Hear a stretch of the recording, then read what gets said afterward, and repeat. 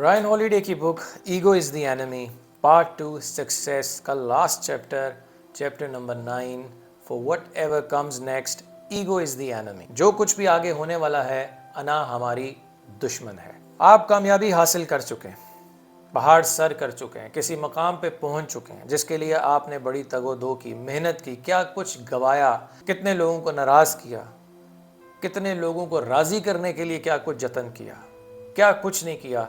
उसके बाद आप एक मकाम पे पहुंचे हैं। उस मकाम की कदर करें। किसी भी ऐसी डिस्ट्रैक्शन को अपने ऊपर हावी ना होने दें जो कि वो मकाम आपसे छीन ले या आपको मज़ीद आगे ना बढ़ने दें। हर गोल के पीछे, हर मकसद के पीछे बुनियादी वजह क्या होती है? हमें खुशी चाहिए होती है, एक सुकून चाहिए होता है। लेकिन जब अना हमारी ऊपर सवार हो जाती है तो हम अपनी वो जो डायरेक्शन है उसको लूज़ कर देते हैं। वो हमें किसी और समत में ले जाती है। हम ऐसे रवैये इख्तियार कर लेते हैं जो कि हमारी ज़ात के साथ मुताबिकत नहीं रखते, उस मकसद के साथ, उस वजह के साथ जिसकी वजह से हम ये सारी तपस्या कर रहे हैं, उसके साथ मुताबिकत नहीं रखते।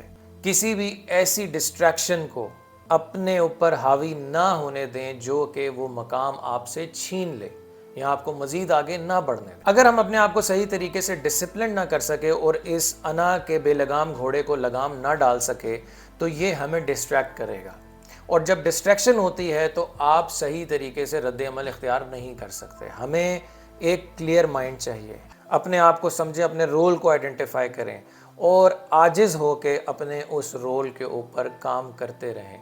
ये हम्बलनेस है जो हमें ग्रेट बनाती है। ऐसा नहीं है कि सक्सेस अचीव करने के बाद प्रॉस्पेरिटी होगी, खुशियाँ ही खुशियाँ होंगी। किसी भी टाइम डाउनवर्ड साइकिल आ सकता है और यही ज़िंदगी है। जब तक ज़िंदगी के उतार चढ़ाव हैं, ज़िंदगी है। जब ज़िंदगी एक ही सतह पे आ जाती है तो वो ज़िंदगी नहीं, मौत होती है। सो ईगो आपको फेलियर का सामना भी नहीं करने देगी। आप अपनी नज़रें चुराना शुरू कर देंगे, आप एक्सेप्ट ही नहीं करेंगे फेलियर को।